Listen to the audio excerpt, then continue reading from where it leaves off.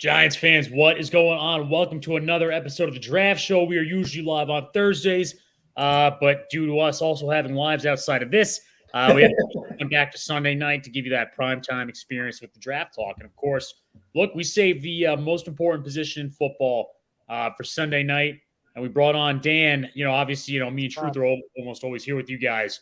Dan, welcome to the show. Going on? How's it going? Thanks for having me on. Nice Sunday football. I feel like Chris and old school Al, but I guess Tariqa will do. How's it going? A little Sunday night draft show. Let's go. It's goddamn right, Chris. What's up Chris? So, guys, look, we're talking about the quarterback position. Now, when it relates to the Giants, the idea here is that we'll most likely re-sign Jones or end up with Jones regardless for 2023.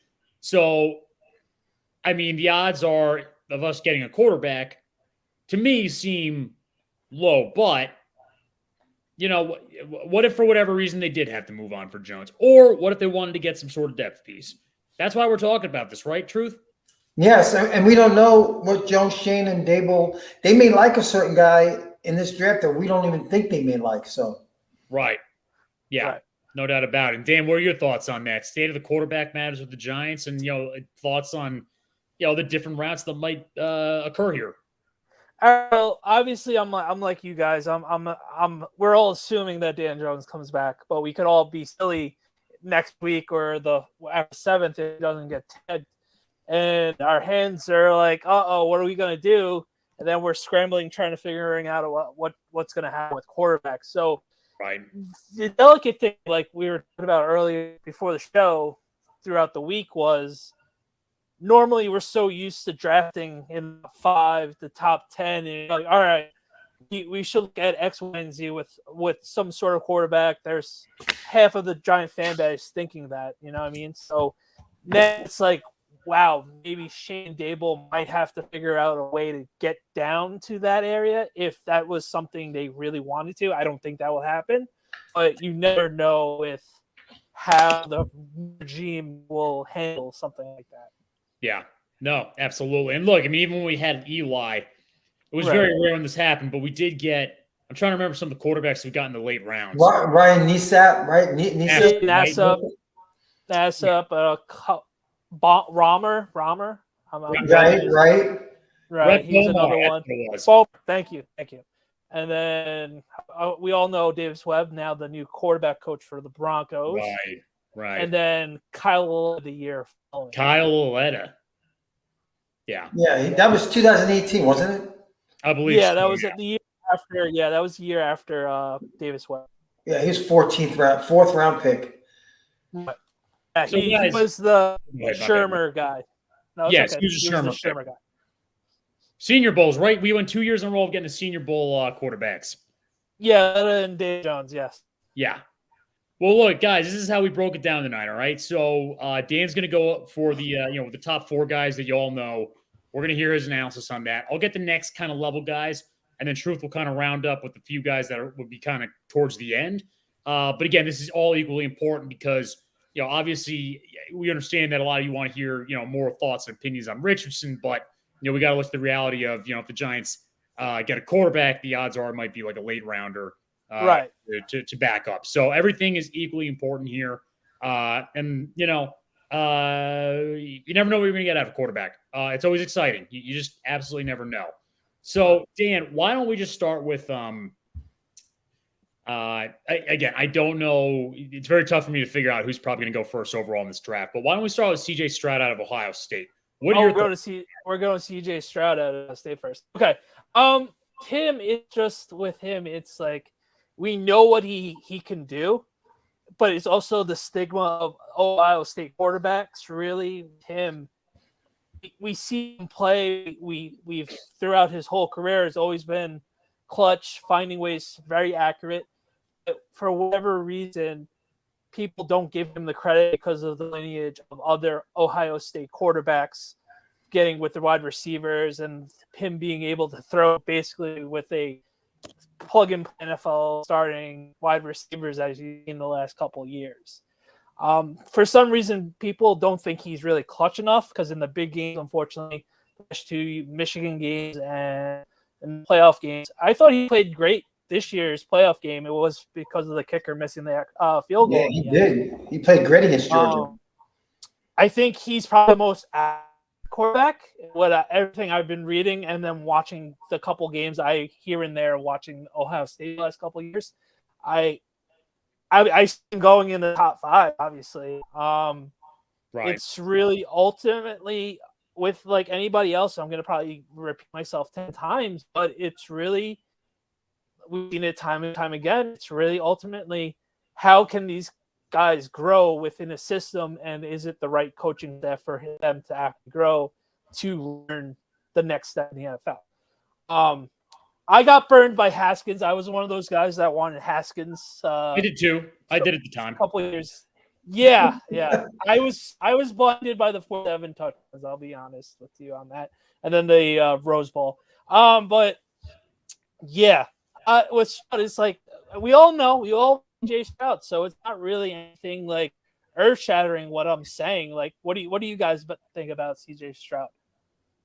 Well, I think he's more like Fields than he is Haskins. Right? Yeah. Of course, I agree with you on that. I was just throwing names forward of I get it.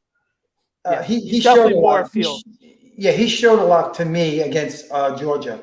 That game really probably put him on the pinnacle of, maybe we should take him a little more serious because he is an Ohio State quarterback. I'm for one am so anti Ohio State quarterbacks. And I am too, Dan. Me too.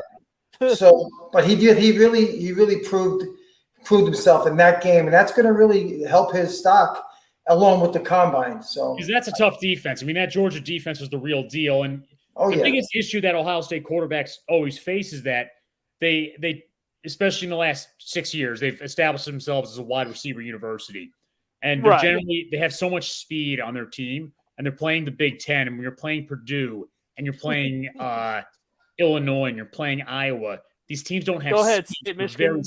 Very slow. What's that? Say Michigan State every now and then too. Come on.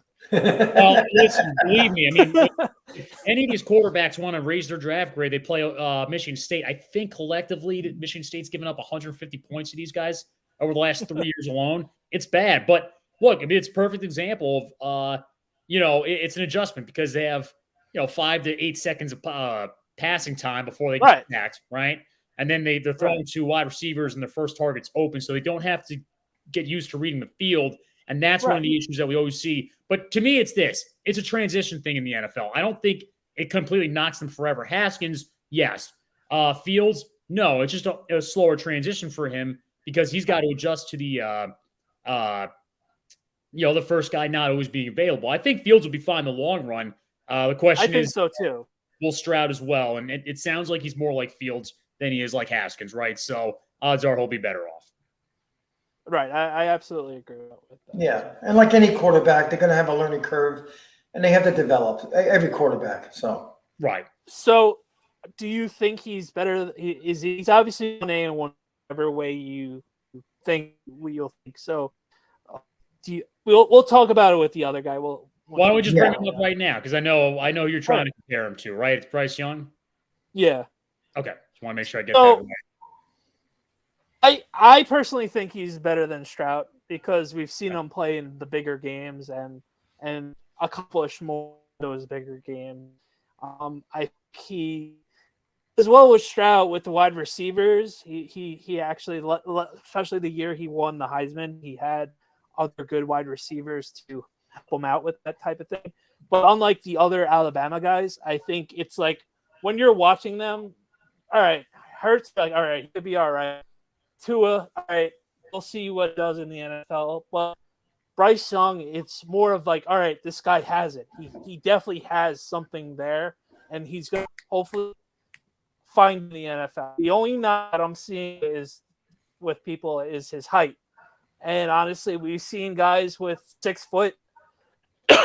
We've seen guys we'll see this week with the combine what he actually his actual height. But I really think people are really bugging out about his height, which is whatever because people really focus the height. instead of what he's done in college. And that's a shame for him, but I think he's going to end up being the first quarterback taken. So, how tall is he again? He's 5'10". Yeah, on PFF he's 6 foot. Yeah, but that's not true. But no, that's what I'm saying. Yeah. Of course, they jack it up. So this week he'll probably be 5'10", 5'9", and everybody will freak out. But actually, I'm not comparing them to these two guys, but these two guys come to my mind of being shorter quarterbacks is obviously Drew Brees and Russell up until last year. So I could see him eventually becoming something along those lines if they get that nice quarterback coach and offensive quarterback. I could see it happen. Dan, I'll be honest with you. Something sounds dangerous to me if a team is like, man, this guy is excelling on all cylinders. We like everything that we're measuring out of this guy in terms of his ability at quarterback. Right. His height, he's too short, and that just worries me. I feel like that would be a big mistake by one of these teams. I agree, and I nitpick, but I do Kuiper and McKee, and for whatever reason, Mel Kiper is just an old school guy that this guy needs to be 6'5" with a golden eye and everything. Like sometimes you don't need that. If a guy can play, the guy can play. You know what I mean? And unfortunately, he did have an injury this year, but it wasn't nowhere near the injury prone what Tua was. So for him to get the Tua stigma, I don't think it was really fair. So who gets drafted first, Stroud or Bryce? I personally think Bryce. I do too. Because I think we've seen him more with Alabama. Even in the rebuilding stage of Alabama, I think we saw more out of him. And the Michigan losses to Stroud the last couple of years, for whatever reason, hurt him more than anybody else on Ohio State. Yeah, that's the thing. That's why I was so surprised he played so well against Georgia, was because, Michigan is not as tough as Georgia is, but Michigan is certainly tougher than everybody else in the Big Ten that Stroud had to play. He did not play very good against those teams. He made a lot of mistakes. Right. And he had this stigma that he's under pressure, he's not good. And I think, listen, he did enough throughout his tenure at Ohio State that shouldn't be an issue. Yeah, understood. All right, fair enough. Well, Dan, what are your thoughts? So we move on to the other two quarterbacks you're going to cover here. And, this is one where you're two guys where it's a situation of, people feel like they may have been missing something there and they're not completely the package, but there are a lot of people that are big fans of both of these guys respectfully. So what about Henderson Hooker? what are your thoughts on him? So Hooker is very interesting. Obviously, he had that great year with Tennessee upsetting the whole SEC. Everybody was shocked with that. They were on their way, and then he unfortunately blew out his knee, and then they obviously lost to Georgia in the regular season, and rest went away. Yeah. He had a full deep ball. He knows how to throw the deep ball. Obviously, the Tennessee system is very helpful for him. There are a lot of people are clamoring that, but the biggest concern for me is he's 25 years old. Not a lot of people are really talking about that.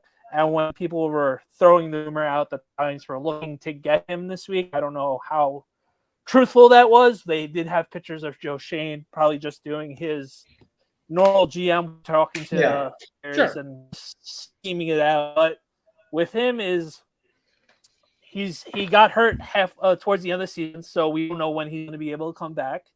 And he's 25 years old. So we all joke about Stenson Bennett. Henderson Hooker is another one of those guys that were like, another 6-year contract. We all know the football is a ticking time bomb of getting hurt again. And do you want to invest 5 years on a 25-year-old when you can do it with any of these guys who are 22 or He's not the only 25-year-old. There's a couple in this draft. Like a couple of these prospects, it's like, they look kind of appealing, but then you actually look at their age, they're all 25 years old. Right, yeah, Bennett was one of them because you got to remember the 2020 was you were able to take another year back from eligibility and then injuries and all the other stats and stuff. Obviously he'd be worth if you're a team that's like, all right, we have a guy playing in the wings, but we're not exactly sure about him. Maybe us in the middle rounds. Maybe let's see another team. Maybe San Fran. You never know with their injury history. Looks like San Francisco can take any quarterback and do relatively successful. Right. I'm just throwing teams out of a board, honestly, right now. Basically, basically a quarterback team that they might have a guy, but if they want to risk it and not lose the 6 year eligibility, 6 years because he's the first rounder, he's worth the guy. Well, yeah, you know what's interesting, Dan and Mike. I mean, I think we talked about this last year. Is if some of these quarterbacks, there's a little bit more developing to do, and they go in like that second round, and they're not expected to start next year. I actually think it's super helpful in the long run for some of these guys' careers. There's no pressure in the first 4 months of getting drafted. Oh, absolutely. Yeah. Very rarely do you see a guy come in as a rookie and excel. It usually takes a year or even during a season, half a season, some guys start to figure it out. The game slows down a little bit. Right. Pickett did a good job, I have to say, this year with Pittsburgh.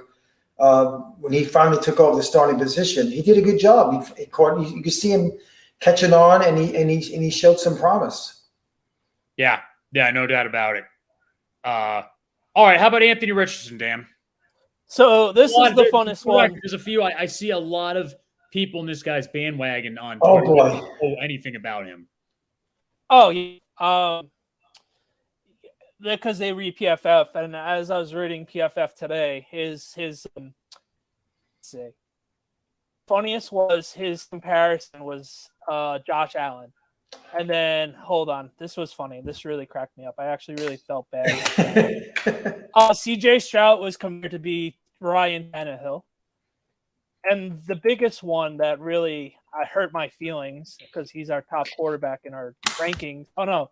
Just Deshaun Watson, never mind. All right. Well, that doesn't matter. It's one of you guys.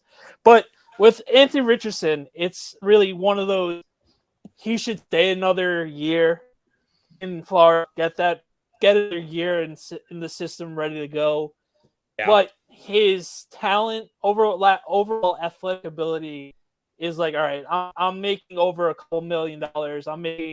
I'm changing my life right now. I'm going to the NFL, even though certain things should be fine-tuned, but I'm going to learn hopefully he takes that in the NFL and he actually learns it, because we've seen this too many times and where like a guy doesn't have it yet, but we see him have the tools and he doesn't put it in the NFL. So for Anthony Richardson's sake, I hope he's a bookworm. I hope because he has the athletic ability to be a legit star, like people were mentioning Josh Allen, Patrick Mahomes. I'm not saying that he did have a 57 completion percentage this year, which is obviously abnormal, especially in the SEC, is kind of scary. But the intangibles are there with him being a freak. So if a team wants to take that risk and they're ready for that risk, more power to them.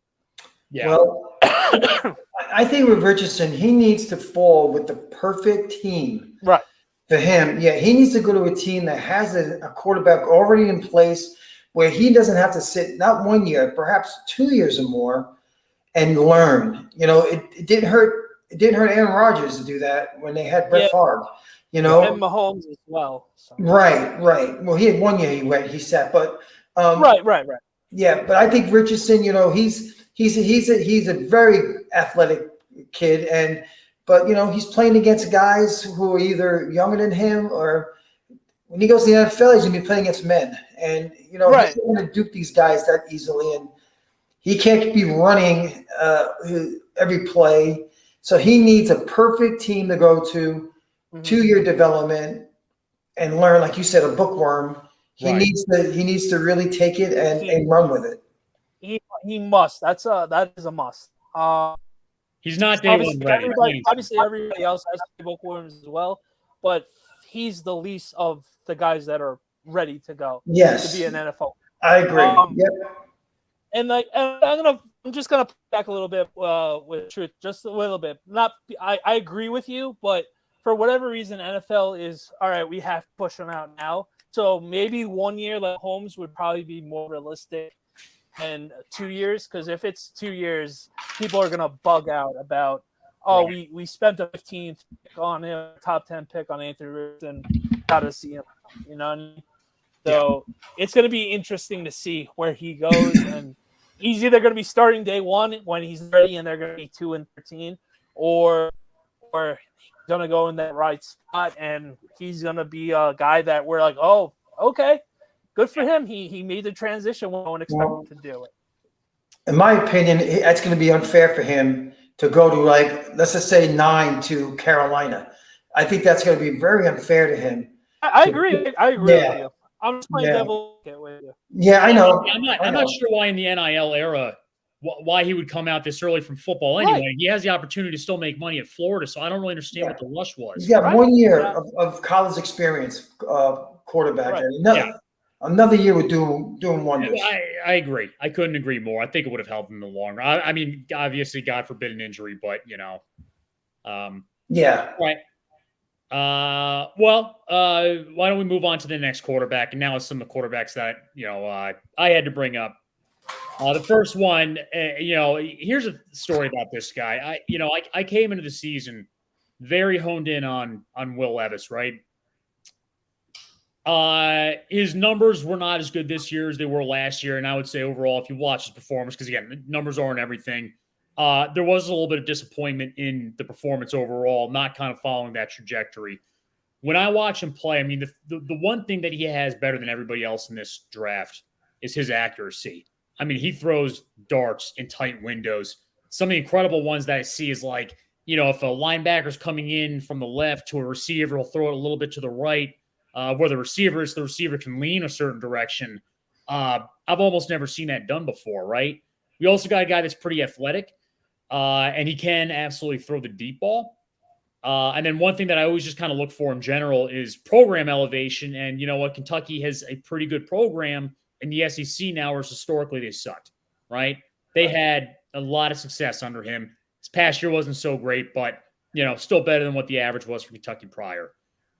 My biggest concern with Will, and I want to hear your guys' thoughts if you have secondary analysis, I didn't like his decision-making under pressure. It was it didn't look good to me at all. And it's tough for every quarterback. Every quarterback's got a face, but when I compare it to the next guy that I'm going to talk about, it was something when he got the pressure in his face, he would start throwing the ball a little bit more carelessly. And that's what concerns me, is because this is where the opportunities for turnovers are going to come, and for drive stoppages, obviously. Overall, because he was my guy going into this year, I am disappointed, and I don't think he is the number one quarterback that I thought he would be, but I'd like to hear you guys' thoughts. Yeah, Dan, you go first. You want me to go first? All right, no problem. I think Levis, obviously, last year, he was awesome last year, like you mentioned. Right. And he was going into last year, this season coming up, that he basically was not a shoo-in, but he's the third guy we're going to talk about getting into the draft. Which he still very well could be, but it's all because of last year's stats. But I think the combination of him being hurt, the combination of team knowing another year under his belt of like scouting and everything else hurt him as well. And I think, a couple of receivers will get hurt while him being hurt.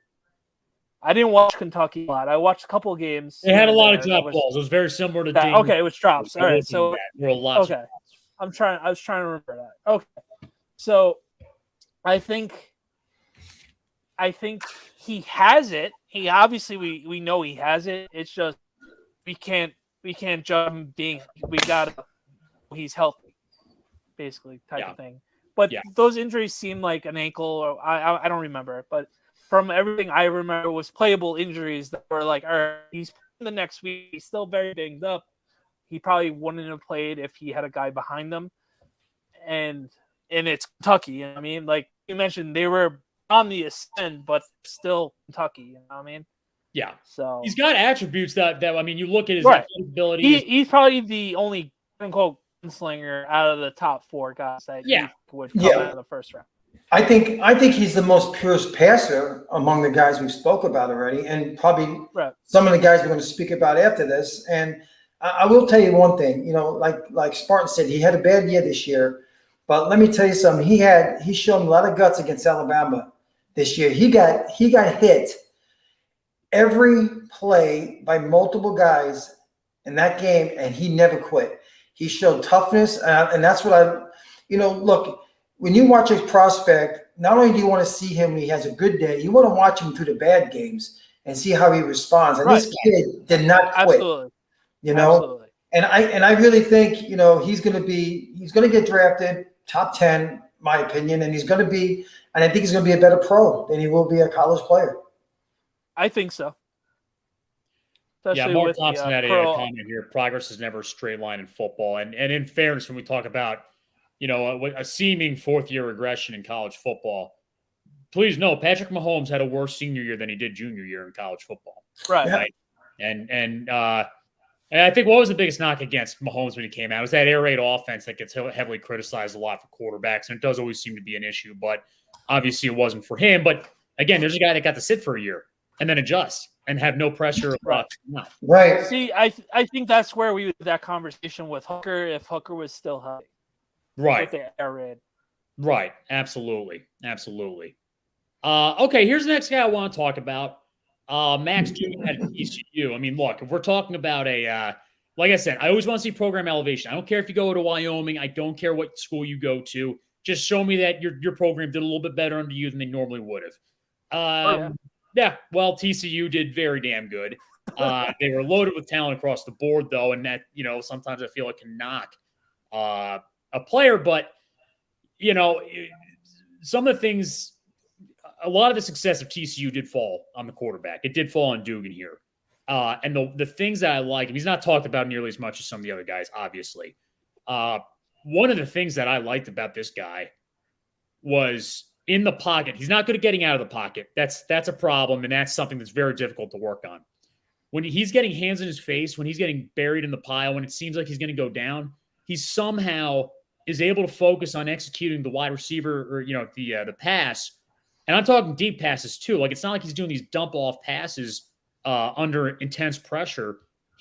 His strength and the accuracies here and there is finding an open receiver deep better than everybody else and staying uphold in the pocket and executing that under the pressure. Again, he is struggling to get out of these pockets. But you want to look for a guy that is able to make these deep balls and execute those. And he probably did it better, more so than the other quarterbacks that I analyzed. What are your thoughts? On the runner? I think he's a tough kid. I make no mistake, he's a dual threat. He could tuck it and run it. And when he runs, people like running too. He will lower the shoulder and yes, he's a running back when he runs the ball. He's not a quarterback. He may have to change that at the NFL level, but he's another kid who showed a lot of guts. He's a tough kid. He's not a quitter. He's a competitor. And let me tell you, GMs and scouts love that when they see that in a quarterback. Absolutely. And he did have, now the game that's not impressive is the Georgia game. Unfortunately, had a very bad game that day, right? They had no chance. They had no chance. Yeah. That but was one of those. Michigan, though, he had a great Michigan game, and that's a very tough team to watch. He had a phenomenal game. See, he's a day 3, late day 3 pick, 5-6 rounds, something like that. That, you never know. He could be something that a team would be interested in taking as a backup. Right. Or put in the practice squad if need be. Totally. And luck can go his way. He could eventually, if luck falls his way, he could probably play a couple of games if that team needs to. Yeah, Brock Purdy did it. Right. Exactly. Again, yeah, I mean, if he's a day 3 guy, I mean, he is definitely a person that, again, the things that he's not good at, the getting out of the pocket's the one where I feel like it's the toughest thing to develop. But again, I mean, wouldn't mind him coming into the mid-late rounds. No doubt about it. Fourth round or later.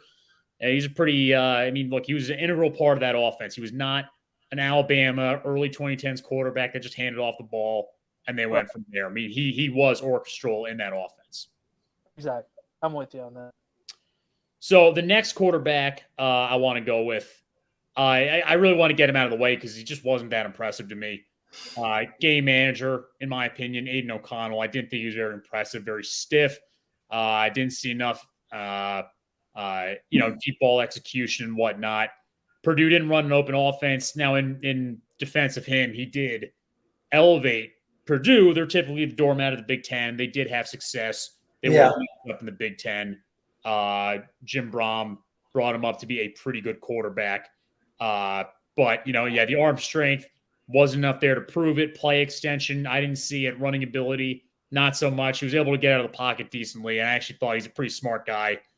His decision-making under fire was pretty respectable. But overall, I mean, we're looking at it a game manager-type quarterback. What are your guys' thoughts? I barely watch Purdue. I'll be honest with you. He's usually the quick switch through with him. But yes, looking up the PFF rankings, it obviously looked that he was a guy that had a rough year this year, but last year he had a much better season, and it looks that stat wise. I'm not looking at the grades or anything, just straight up stat wise.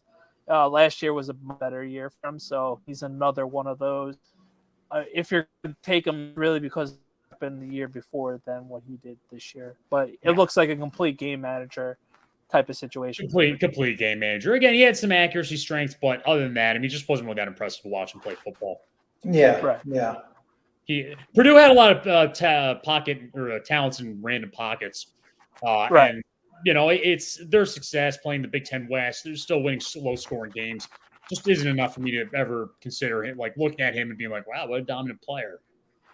Someone just mentioned that he's going to be an XFL guy, and you wouldn't be shocked by it. Yeah, Jay said that's probably true. Grocery store manager. There you go. And Jay's coming out some heaters tonight.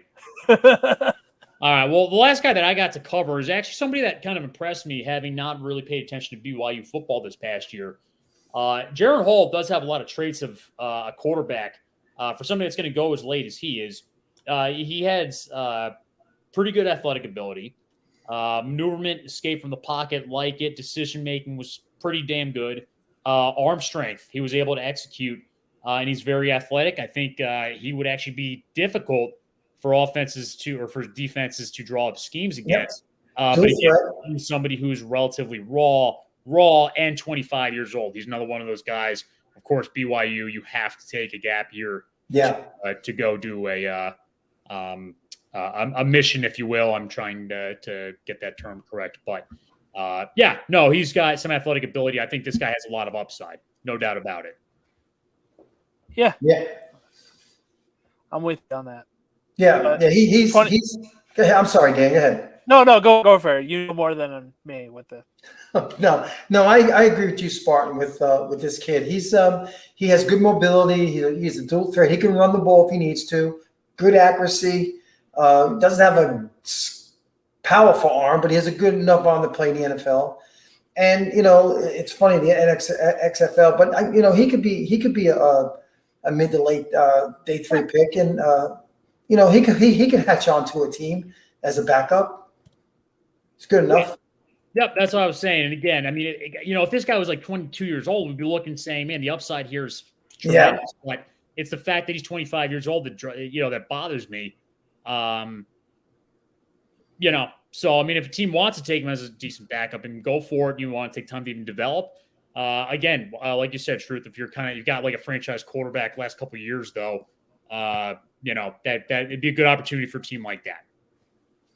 Yeah. All right. Well, Truth, we saved the best analyzers for last, and you, my friend, are up. You got the guys that take a little bit more a little bit more insight and a little bit more familiarity to analyze. And I know the one guy that Jay in the comments section is foaming at the mouth over. Yes. McKee out of Stanford. Well, put K there, McKee. Not McKee. It's McKay. I copied and pasted it from your list, damn it. I know. I screwed up. I know. Yeah, I something didn't look right to me. And a long day on a driving range. Could all be truth on that. Well, let me tell you about Tanner McKee. He's a kid who had a little bit of off year this year, but he's got the size. He's a big boy, 6'6", 235. He's got a powerful arm, more of a pocket passer. But here's another kid who I think can be a better NFL player than he did in the college ranks. He's a good decision maker. He looks very poised in the pocket. Seems to read his progressions well. Doesn't panic, with dancing feet out there. So I see him, even though he had an off year, I could see him being an early day 2 pick in the draft. Somewhere in the second round. I could see it.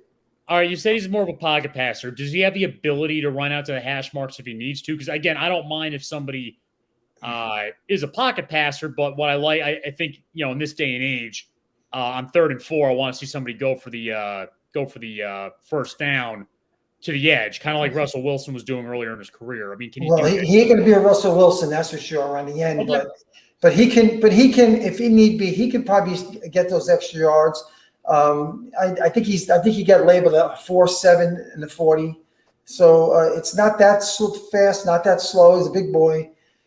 So he's not going to be there for his running like Field is or like Jones does. But I think he's going to be a better pro. Interesting. Okay. Well, obviously Stanford, for whatever reason, on the decline the last couple of years. So that's the one thing. They've had bad teams. So, yeah, well, when you see him only having 13 touchdowns, I'm going to peg it probably because the talent isn't there. Basically, what we're doing with Daniel Jones at the moment is probably, I guess, the fairest would be. But I'll be honest, I haven't watched a lot of Stanford, so they're not on TV. I'll take it. They've declined. Right, they definitely have declined, and it's 10 o'clock our time, so I'm paying. Stanford's been withdrawing a lot of resources from sports over the last 10 years. And it shows, unfortunately. Yeah.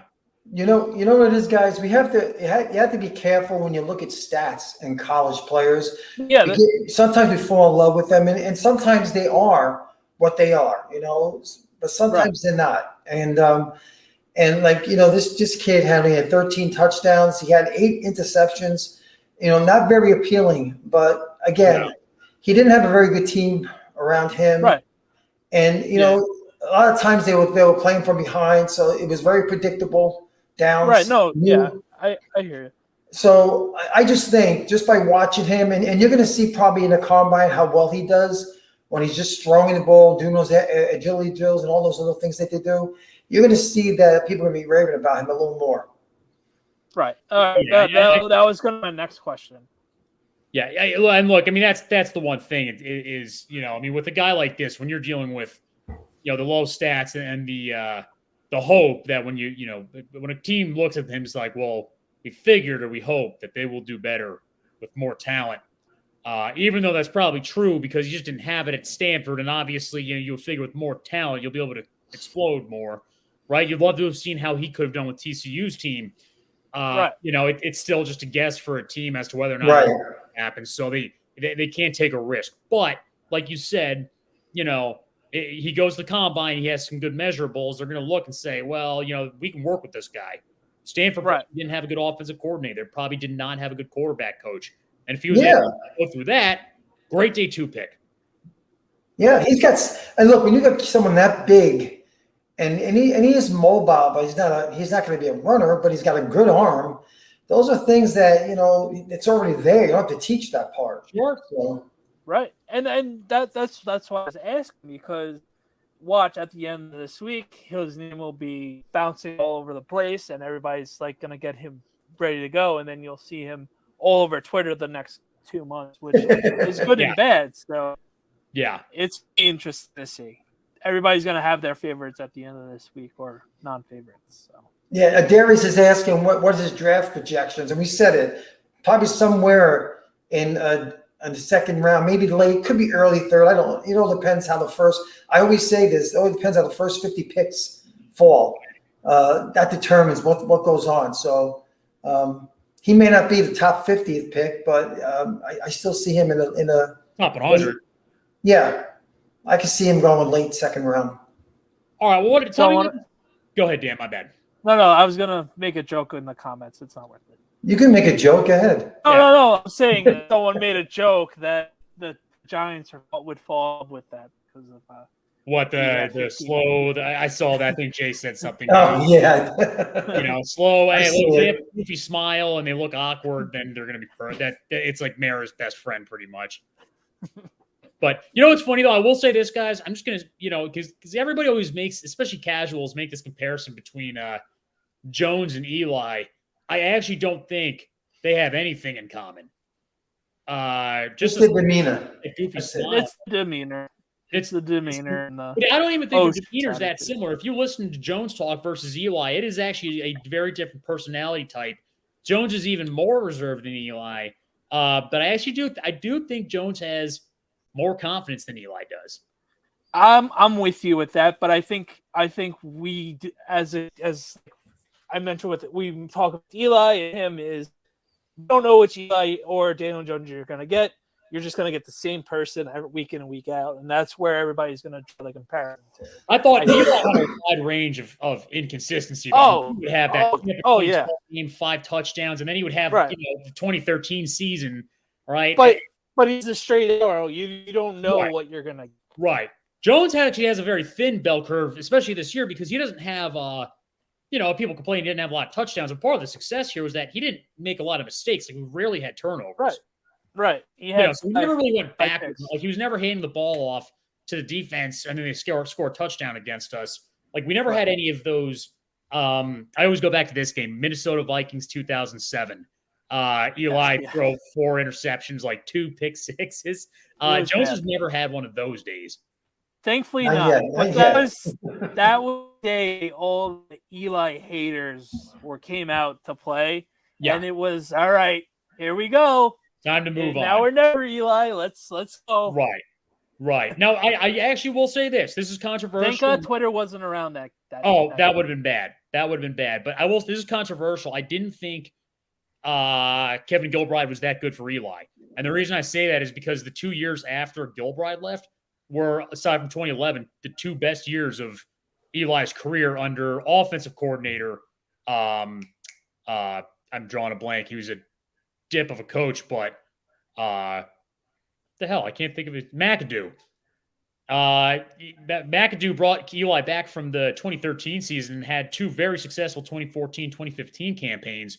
And I actually think, they analyzed like what Eli did better at and got the best out of Eli. I actually think Gilbride wasn't that good for Eli, all things considered. Okay, that's my controversial take. Yeah, we'll do that on Giants. Well, they won Super Bowls with Gilbride, didn't they? They did. Yeah, they did. Of them. But I do think some of those inconsistencies, like the bad Eli days, like some of it fell on. They rarely did short pass execution. I mean, there was always like mid-distance. If you look at the distance Eli was throwing back then, it was way longer on average than, much of the other quarterbacks. Like you see a lot. I'm going way too off script here. Kevin Gilbride, PKJ, McAdoo. You're right. He was a good offensive coach. Head coach. He just couldn't keep the team together. Yeah, that's a lot of offensive coordinators can't do it. Yeah, McAdoo as well. He claimed he had a different system in mind, and Eli wasn't the guy when he was the head coach, which that was a whole talking point on it in itself. But you throw him under the bus in the media. It's like, you can't do that as a head coach. That's like ground rule number 1. So, yeah.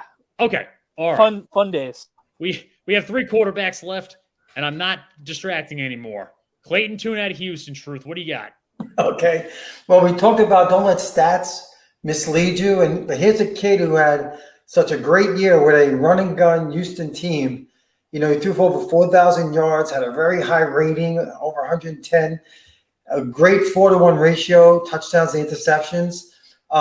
But he does have talent, and it all depends where he goes in the NFL. Because he will be drafted in day 3, probably mid to late. And you never know. Here's a kid who could be a good backup. At least stick him on the practice squad. Let him develop more. Sure. But he has the intangibles to be a good quarterback. He could throw the ball with accuracy, with a little zip on it. Doesn't have a great arm, but he has a good enough arm to play in the NFL. So, I think a good solid, late pick. Giants have 5 picks in the last 2 rounds, for goodness sake. So, it all depends how the draft falls. But if that looks like a good option, I got no problem with it. All right. Well, what about go ahead, Dan. No, I'm just looking at his stats now. He really ballooned this year. It was like, wow. He 2021 he threw for 35-42. This year he threw for 4,000 yards. So, and he threw 5 more touchdowns. So, yeah.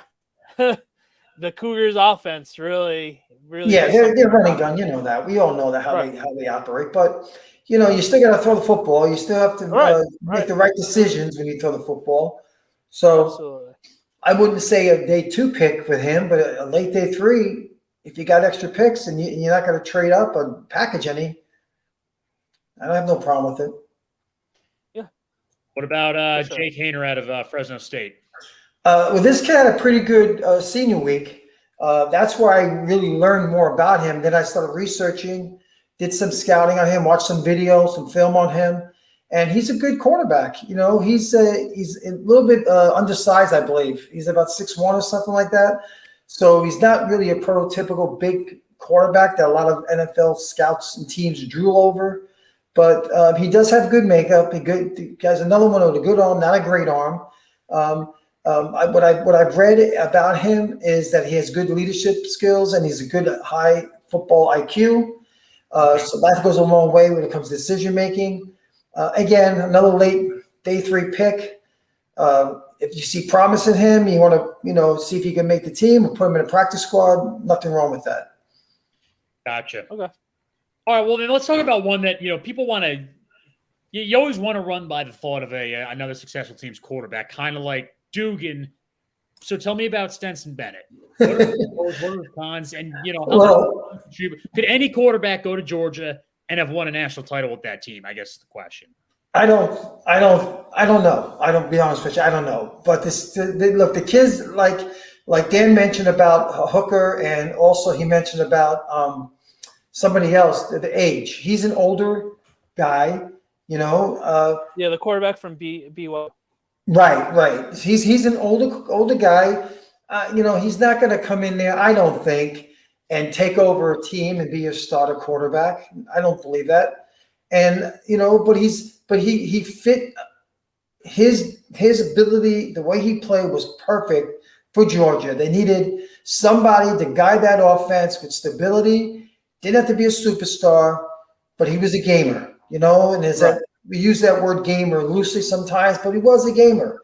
He didn't lose the games for them. He would just, be part of the offense. He didn't take over the offense. You know what I mean? And we all know that Georgia was a defensive team. That's how they're going to win the national championship. And but he did make plays with his legs. He did make some plays with some key throws in that championship game. He really did. So another late pick, very small guy. He's not very big. I think 5'11", 190. So he's not very big. But we've seen guys make the NFL at that size. So it all depends. He could be a late pick or he could be a UDFA. But it wouldn't surprise me if he latches onto a roster somewhere. Yep. No, completely. Yeah, I always joke that he could be a Tom Brady type without really looking into it. But I always joke about it. But you're definitely right. I think he's definitely a D3 guy. And then he's a guy that we're always going to be like, oh, Stenson Bennett's still in the NFL kind of joke. Yeah, right. I can't believe he's still at the NFL. Oh, my God. Like, I think that's going to be a running joke. I think, oh, look at him. He's still in the league. Good for him kind of thing. So, obviously, great memories the last 2 years if you're a Georgia Bulldog fan or a guy like me who likes watching the SEC. And it's like, all right, he did what he had to do. He was perfect for the Georgia offense, and he did what he needed to do for the back-to-back championships. And Georgia fans will forever be grateful for him, especially with this story. We'll see what happens in the next level. he's that kind of that you can see him just holding on for dear life for the next 5 years and just thrown off to the sunset. A lot of guys made a career being a practice squad. And, right. There's nothing wrong with it. I would die to be a practice squad guy. Are you kidding? Oh, for that more money than all of us. Oh yeah. So, like Chase Daniel would one that come to mind. You're like, he's still in the league, or like Chad Henning this year. Like, it was like, oh crap, all right. But I can see Bennett being that for sure. I like Jay's take here on the bottom, second from the bottom about Stenson. You see it? Yeah. Yeah, he's absolutely right. He's gonna be that guy that you see always at Ohio State, or all those other guys that are just like, all right, we're going back. Like Tebow. Tebow was a god, obviously, in Florida. Obviously, his NFL career was something else. But, and then he sucked with the minor league, which was a funny storyline. As a Met fan, I gotta tell you something though, Dan. I'm a Met fan too. I give Tebow a lot of credit what he did. I 100% do. He's a 30-year-old going into the minor leagues and just all right. Right. Hasn't played since he was 17. Right. And he went at that level, and he had some home runs. Let me tell you something. That is a big jump, and that I'm with you. Michael Jordan did. I'm with you. It's just so funny because it would be like, all right, the season ends. All right, we go for the SEC network. It was always the funniest thing about that. So, he was just living out his dream basically, which I can't knock on. But yeah, we would all love to have his life, wouldn't we? Oh, see, all right. They also said Greg McElroy. Yeah, we got the point. McElroy, obviously, faces in the XFL. McCarron. So. Those,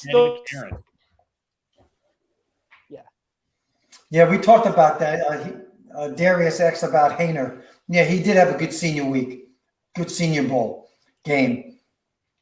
Anyway, I just think this class, the Giants aren't really necessarily looking for a quarterback. I don't think.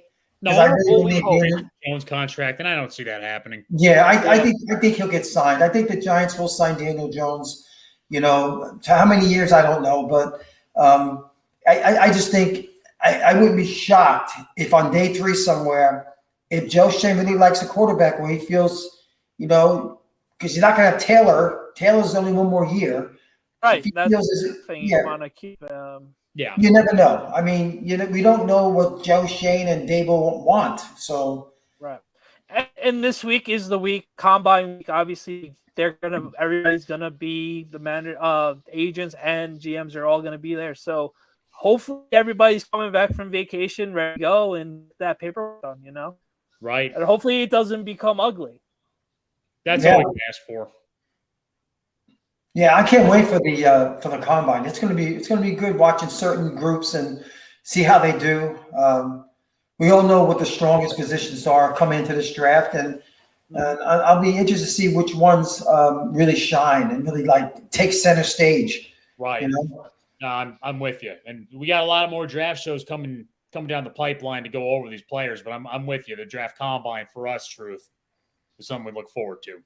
Yeah, a lot of prospects' lives change based on their performance in this combine. It's amazing how much it matters. You would think. Yeah.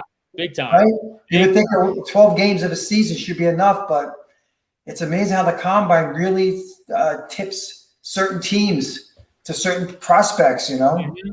I think the most important part of this week is the interviews, player interviews. Yes, that's important.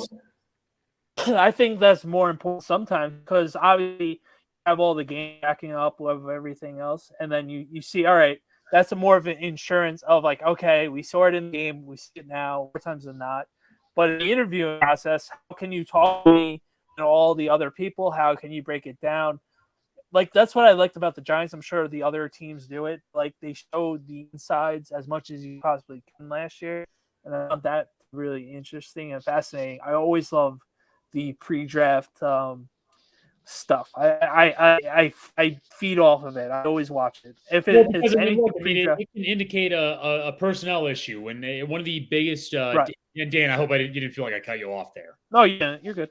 there was an interview with the Colts executives in the from the late '90s when they were analyzing, trying to figure out between Leaf and Peyton Manning. And they interviewed both of them. What are you gonna do if you get drafted? Peyton's answer was like, "Oh, I worked hard. I go home, just kind of work out, and just make sure I get ready for the camps and everything like that. Ask for the playbook." And then Ryan Leaf's answer was, "I'm going to go to Vegas with the boys for 4 days." And, that then and there told the Colts exactly what they wanted to do. Boy, thank God he said that. See, that's another thing with Hayden. He obviously was coached up to the 10s and 9s, obviously. But we all know he's the hardest guy of all time. Exactly. Yeah. That's what you need. That's what you need. But anyway, guys, hey, any final thoughts before we turn off here and get this week started? And then, of course, Dan, tomorrow, Nick Gates. I was about to say that is huge tomorrow. Huge get for us. Me and Spartan are going to be with Craig. Nick Gates is going to come on. We're actually helping them promote their youth football camp. So the next 2 weeks, we're going to have him and Hodgins on both of the NY Giant guys. We're pumped right now, to say the least. The definitely fun right now. Well, because that's the thing. Like, we usually couldn't get in-season players. I think we got a couple practice squad players before I came on. Right. But this has been pretty exciting because we just had Belton. We had Dane Belton and Belton, Bellinger. We've gotten so far. Yeah, and Hopkins coming on next, right after Gates. Yep. Yeah. And Dan Hall, we're going to try to get any of the guys that get drafted by the Giants this year. We're going to try to get on. So. Oh yeah, and I think anybody listening right now, you got to watch this tomorrow. I think Gates is going to be such a fun interview. He's a regular guy, kind of guy you hang out with a beer and just chat. Very dry humor. You'd be surprised. He's not like David Deal, where it's like he's got like foaming at the mouth with funny stories and wild. Definitely the guy. Like Drew said, Gates is very slow. He's a slow killer, man. So he's a slow killer. But all right, guys. Hey, thanks again for tuning in. Appreciate you guys coming on. We'll see you guys all throughout the week. And Truth, Dan, it's been a pleasure as always. Thank you guys for having me on. See you soon. No, thank you, Dan. Take care, guys. All right, see you, everybody.